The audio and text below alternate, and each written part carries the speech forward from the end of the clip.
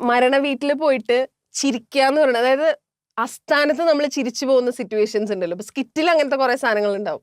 മരണ വീട്ട് കോമഡി ആവുന്ന കുറെ സാധനങ്ങൾ സ്കിറ്റുകൾ നമ്മൾ കണ്ടിട്ടുണ്ട്. പക്ഷെ റിയൽ ലൈഫിൽ അങ്ങനെ സംഭവിക്കുമല്ലോ.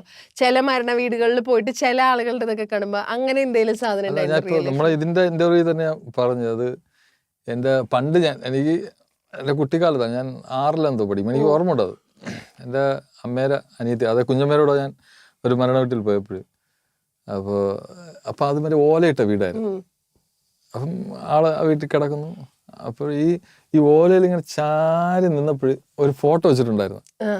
പുള്ളി മരിച്ചിടക്കുന്ന പുള്ളിയുടെ മകനാണെന്നാണ് പറഞ്ഞത്. അപ്പം ഈ ചാരിയപ്പോഴും ഈ ഫോട്ടോ വന്ന് ടക്കനെ ബോഡിയുടെ ഫ്രണ്ടിൽ വന്ന് വീഴുന്നു. മോന്റെ ഫോട്ടോ. അയാൾ ഗൾഫിലാ മരിച്ച. അപ്പോൾ അവിടെ നിന്ന് കരഞ്ഞോണ്ടിരുന്ന ആരോ ആണെന്ന് എനിക്കറിയാം, എനിക്ക് ആരൊന്നും ഇപ്പോൾ ഓർമ്മയില്ല. അപ്പൊ അവര് പറഞ്ഞു, അതാ അച്ഛനെ കാണാം ഗൾഫിൽ നിന്ന് വന്നേ. ഞാൻ എന്റെ കുഞ്ഞമ്മ ഒരു ചിരിയങ്ങ് ചിരിച്ചു, ആൾക്കാരല്ല. അപ്പൊ ഞാൻ കുട്ടിക്കാലം ഞാൻ ഇത് എനിക്ക് ഓർമ്മ ഉണ്ട്. പക്ഷെ എനിക്ക് ചിരിയൊന്നും വന്നില്ല. നമ്മൾ 6-ാം ക്ലാസ്സിൽ പഠിക്കുന്നവർ പക്ഷെ എനിക്ക് ആ സംഭവം ഇപ്പോഴും ഓർമ്മ ഉണ്ട്. അത് ഞാൻ വന്ന് വീട്ടിൽ പറഞ്ഞു. എല്ലാവരും, എൻ്റെ അമ്മേരെ മരിച്ചുപോയി, ഭയങ്കര ചിരിയാണ്, എന്താ പറഞ്ഞാലും ചിരിക്കും. എൻ്റെ കുഞ്ഞമ്മാടുന്ന് ഭയങ്കര ചിരിയായിരുന്നു അവിടെ കിടന്ന്.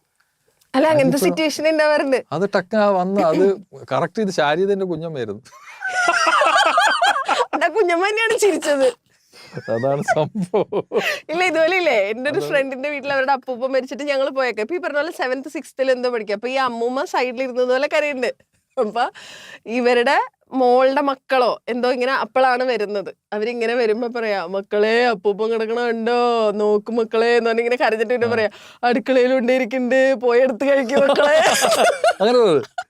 ആ ടോണില് ചില സാധനങ്ങൾ അതുപോലെ ഭയങ്കര സൈലന്റ് ആയിട്ടിരിക്കുമ്പോ ഇപ്പൊ ചില ആൾക്കാരുടെ ഫോണൊക്കെ അടിക്കല്ലോ, മറ്റേ കുതിരയുടെ ശബ്ദം,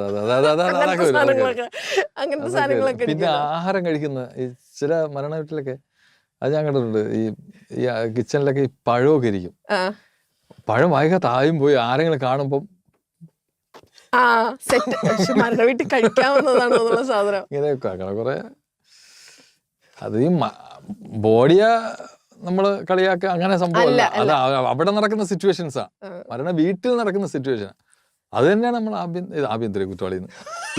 അത് ഇന്ന് അതായത് ഈ ഒരുപാട് സിനിമകൾ ഒരുമിച്ച് റിലീസ് ആവുമ്പോൾ ഒരു പ്രശ്നമാണത്. അത് ഞങ്ങൾക്ക് മനസ്സിലാവും. പോട്ടെ, നമുക്ക് വ്യസന സമേതം ബന്ധുമിത്രാദികളിൽ സംഭവിച്ചിട്ടുള്ളത്.